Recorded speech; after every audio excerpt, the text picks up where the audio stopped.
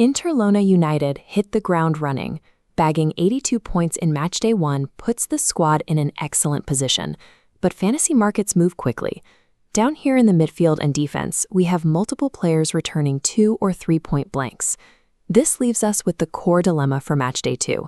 Do we tear down the entire squad with an early wildcard, or do we rely on limited surgical transfers? Right now, thousands of managers see a few low scores and immediately pull the ripcord, rushing to use their wildcard to overhaul their starting 11. Elite ranks require a more calculated approach. Instead of reacting emotionally to a bad week, we have to isolate the specific problems and remove them with precision. Managing this specific team requires looking past matchday 2 entirely, because there is a massive structural hurdle built into this tournament that most players are ignoring. In the new 48-team World Cup, securing 2 group stage wins instantly guarantees knockout progression. Once secure, top nations protect their assets, benching star players in matchday 3 to keep them fresh for the round of 32. We are walking directly into a rotation massacre. Premium forward lines will sit on the bench. The tournament structure makes saving your wildcard for matchday 3 the only way to field a competitive team when big-name players rest. Burning your wildcard in matchday 2 to fix minor issues leaves you completely exposed when the matchday 3 lineups are announced. Let's look at the current defensive lineup. We have Schlotterbeck, Robertson, and Rodriguez holding the line. The trade-off here is that relying on these specific defenders means absorbing the risk of clean sheet wipeouts. A single late goal tanks their baseline score. We counter that risk by looking at their real-world positioning. These players possess immense value because they operate as attacking defenders who practically play as wingers. Schlotterbeck is a prime example. Germany frequently pushes him forward on set pieces, allowing him to gather points through attacking returns, even if his team concedes at the other end. Andrew Robertson offers the same explosive potential. He bombs down the flank and delivers crosses, securing fantasy returns entirely independent of Scotland's defensive stability. Clean sheets in a short international tournament are highly volatile. Offensive upside is the only reliable metric you can count on when holding a premium defender. Now we shift to the midfield, where we have to address the scoring flaw of owning deep-lying playmakers.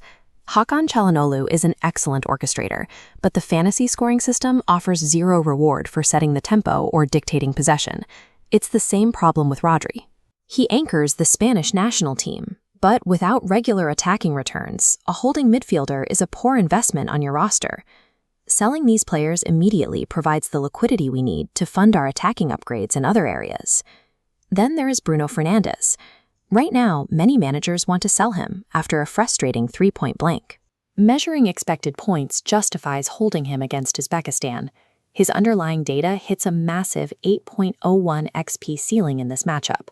Against a low-block opponent, the value of a set-piece taker spikes, and Bruno maintains an absolute monopoly on Portugal's dead ball situations.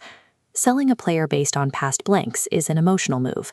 Holding them based on underlying expected points is how elite managers climb the ranks.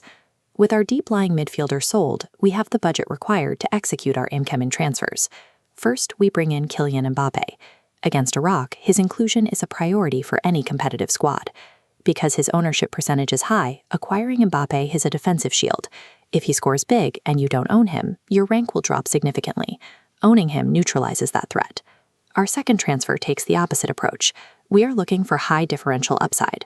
We now introduce Issa Ueda as the ultimate differential strike against Tunisia. Ueda's ownership is currently sitting below 1%.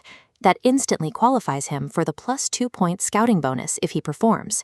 Add in the fact that he takes penalties for Japan, and his scoring floor is higher than his price tag suggests.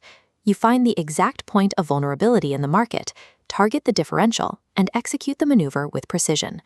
A successful transfer window pairs a highly owned shield to protect your rank with a low ownership sword to cut through the competition. Now we address the booster strategy. Many managers are tempted to play their 12th manship right now.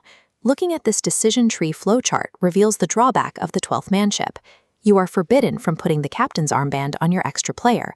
Losing captaincy flexibility is a major disadvantage in a week where Mbappé, Holland, and Spain all have favorable fixtures. You need to be able to move that armband. We shift our focus to the alternative, the maximum captain booster.